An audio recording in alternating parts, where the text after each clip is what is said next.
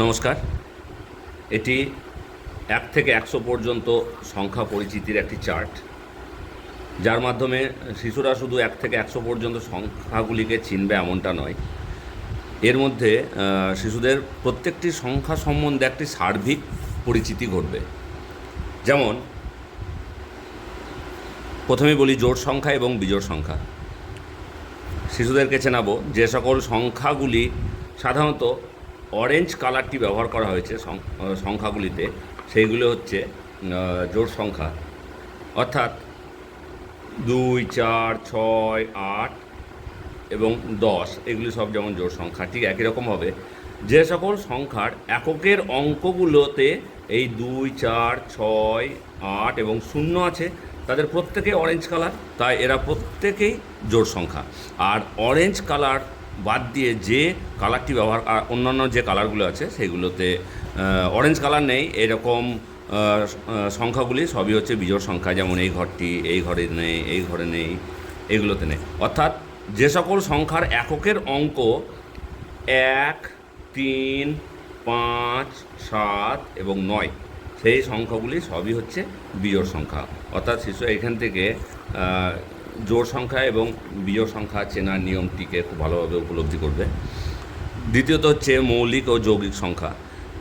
এখানে যে সকল সংখ্যাগুলিতে কোনো রং ব্যবহার করা নেই, অর্থাৎ সাদা আছে, সেই সংখ্যাগুলি সবই হচ্ছে মৌলিক সংখ্যা। যে সকল সংখ্যাগুলিতে সাদা রঙটি আছে সেগুলি হচ্ছে মৌলিক সংখ্যা। আর যে সংখ্যাগুলি সাদা ছাড়া অন্য যে কোনো রং আছে সেই সংখ্যাগুলি হচ্ছে যৌগিক সংখ্যা। অর্থাৎ মৌলিক ও যৌগিক সংখ্যা তারা চিনতে পারবে। যেমন এখানে 25টি ঘরে কোনো বর্ণ ব্যবহার করা হয়নি, অর্থাৎ 25টি বলা যেতে পারে মৌলিক সংখ্যা, আর বাকিগুলি যৌগিক সংখ্যা। এর মধ্যে এক সংখ্যাটিকে সবারই চেয়ে ব্যতিক্রমভাবে রং দেওয়া আছে, একটা স্পাইরাল সাইন দেওয়া আছে, অর্থাৎ এক বোঝানো হয়েছে একটি মৌলিকও নয়, যৌগিকও নয়। শিশুরা চিনবে এবার বিভাজ্য কোন কোন সংখ্যা দিয়ে বিভাজ্য। যেমন 2 দ্বারা বিভাজ্য সংখ্যা কী কী। যে সকল সংখ্যাগুলিতে এই কমলা রঙটি ব্যবহার করা হয়েছে সেগুলি 2 দ্বারা বিভাজ্য, অর্থাৎ যে কোনো জোড় সংখ্যায় 2 দ্বারা বিভাজ্য, তারা এটা খুব ভালোভাবে বুঝতে পারবে। 3 দ্বারা বিভাজ্য সংখ্যা, যে সংখ্যাগুলিতে হলুদ রঙটি ব্যবহার করা হয়েছে তারা 3 দ্বারা বিভাজ্য।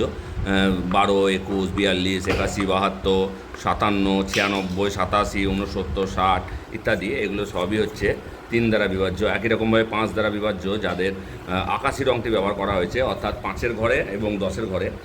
5-এর ঘর যে সংখ্যা 5, 15, 25 এগুলি সবই হচ্ছে 5 দ্বারা, আর 10, 20, 30, 40 এগুলো হচ্ছে 5 দ্বারা বিভাজ্য।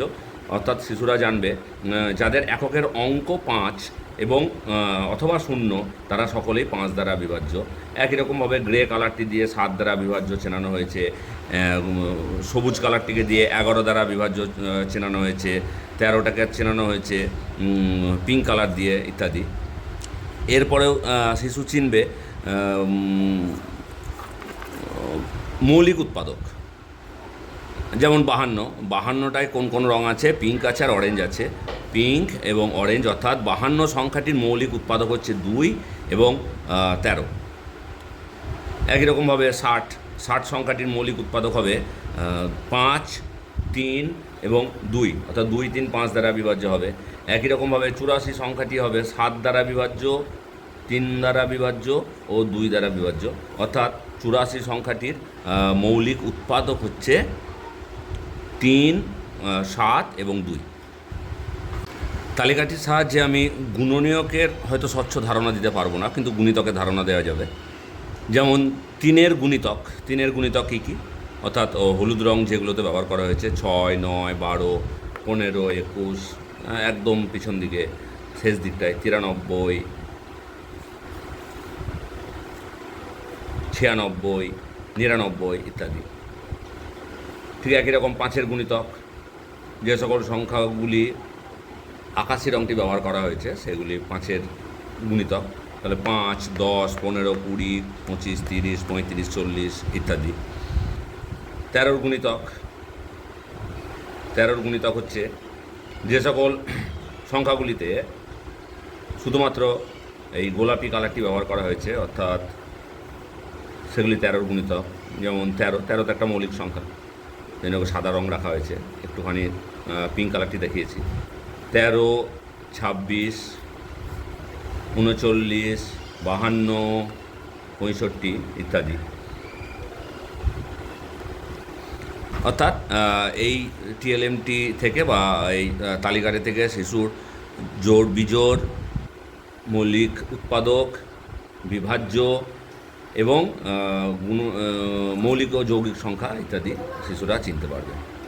ধন্যবাদ।